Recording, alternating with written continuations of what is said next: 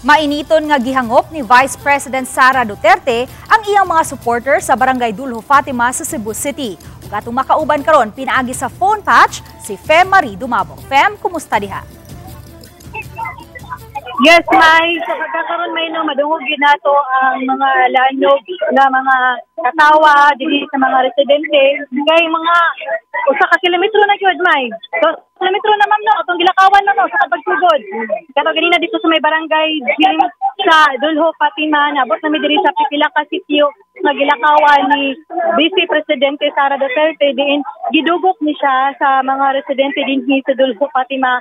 Aduna sa mga pipila ka mga residente nga gikan sa silingan nga mga barangay ni palayo-layo ta sa nahimutangan karon ni Vice Sara bali nagpuna ta bali sa iyang gilakawan kay kung adto ko sa iyang duol magtulod-tulod. Ganina pa man, nabot ni siya dinhi sa Barangay Dulho, diya sa gym. Sa alas 4, mga alas 4:45 siya. So mga 30 minutos na ni nga lakaw. Ug matud pa man sa mga residente dinhi, padung ni siya sa Barangay Hall, mutuyok siya si VP Sara. Ang iyang gibuhat ra mga kapuso, may no, mao ang pakig-selfie, nakipicture, na po siya isahay nga ginagmay nga pakig-istorya sa pipila ka mga residente na mga gipadangat nga istorya or pangumusta. At the same time, nakiglamano po siya. Wala gid mo siya nga nagdugay og hunong sa kalugar. Wala po siya ningon og gihatag og kanang pakigpulong pa. Kaya atong nasuta ni nga karong alas 7 sa gabi adunay pagabuhaton nga pulong-pulong sa Barangay Ermita.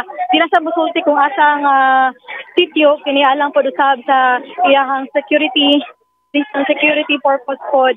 Ang matud pa man sa pamahayag sa iyang mga staff ni VP Sara kay wala pa matatubuti gyud no nga nakaduol ta pero wala tatubuti nga maka-interview pa kay tungod matud pa man nga unahon sa niya ang pakigilamano, pakigistorya ginagmay ug ang pagpakig hulagway sa mga residente nga dugot nga makighulagway kaniya. Ato nasuta nga matud pa man usa lang kini sa paagi sa pagpasalamat sa mga residente sa matid papadayon na suporta sa mga pipila ka mga Subuano sa mga residente din Hingapita sa pamilyang Duterte labi na sa iyaha isip Vice Presidente bisan pamantaliwa sa mga issue dito sa national level. Ug samtang usab kini siyang paagi usab sa pagtabang sa pangampanya sa lokal nga kandidato dinhi sa Cebu City ni Cebu City Mayor Arama iyahang aliado.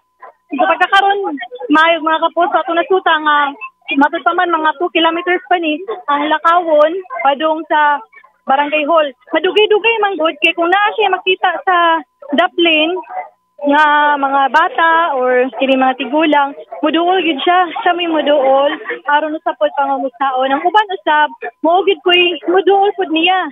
Ari pod nga mo nang naapod sa mga iyahagihapong mga security personnel pod nga nagsiguro pod taon pod sa iyahapong seguridad dinhi apil no subject pila ka mga local pod nga security personnel nga nagsiguro alang sa seguridad pod sa Vice Presidente.